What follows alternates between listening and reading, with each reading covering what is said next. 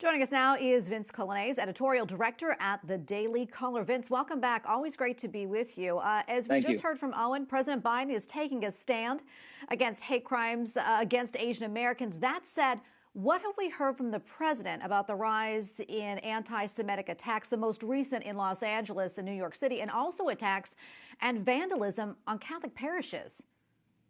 Yeah, there's a lot of concern about all of those attacks on this issue of anti-Asian hate crimes. First and foremost, what you're looking at is not just the president or Democrats condemning them. It's all Republicans. In fact, that bill passed in the Senate, I think 94-1. It was overwhelming, the effort to condemn anti-Asian hate crimes. And it's a part of a really troubling trend in the United States that involves all crime going up substantially over the course of the past year against all communities.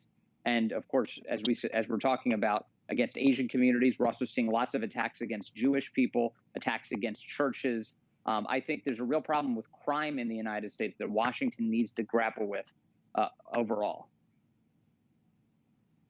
Yeah, indeed, there is. We also heard reaction from White House Press Secretary Jen Psaki about the new pro-life law in Texas. She called it, in part, quote, the most restrictive of recent assaults on women's fundamental rights under Roe v. Wade. What are your thoughts on that?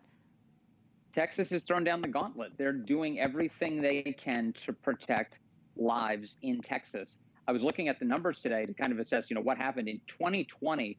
You're looking at so many thousands of babies who were murdered, aborted in Texas. And I believe 2/3 of them were Black or Hispanic, overwhelmingly minority babies whose lives are being extinguished in Texas. That's a really terrible story.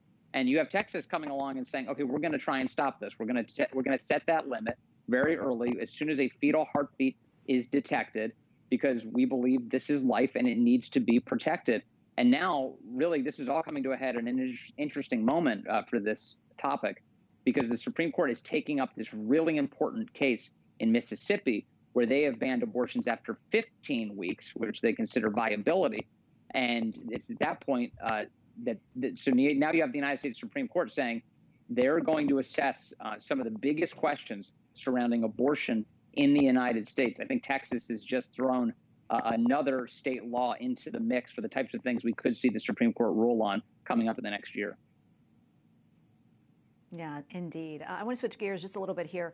As you know, COVID-19 and its origins continues to be top of mind, in particular if it came from the Wuhan lab. Now, previously, that theory was basically called a conspiracy, but just yesterday, the CDC director admitted that the lab origin of COVID is a possibility. Let's talk more about that.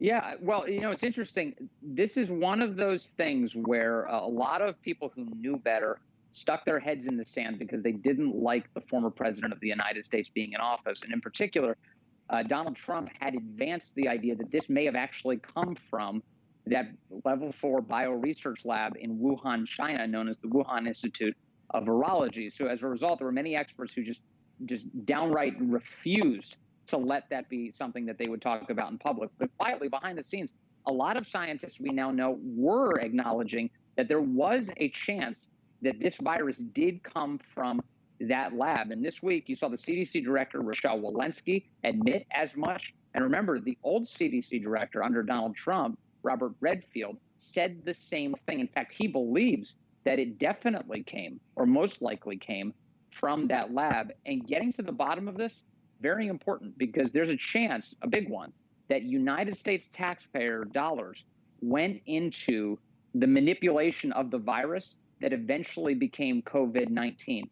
If those facts can even be proven, if that turns out to be true, the United States has a lot of soul searching to do about the types of research we're funding, especially in places like communist China. Well, Vince, unfortunately, I have to leave it right there. Thanks so much for coming on and for your analysis today. We appreciate it. Vince Coglianese, Editorial Director Thank you. at the Daily Caller. Thanks again.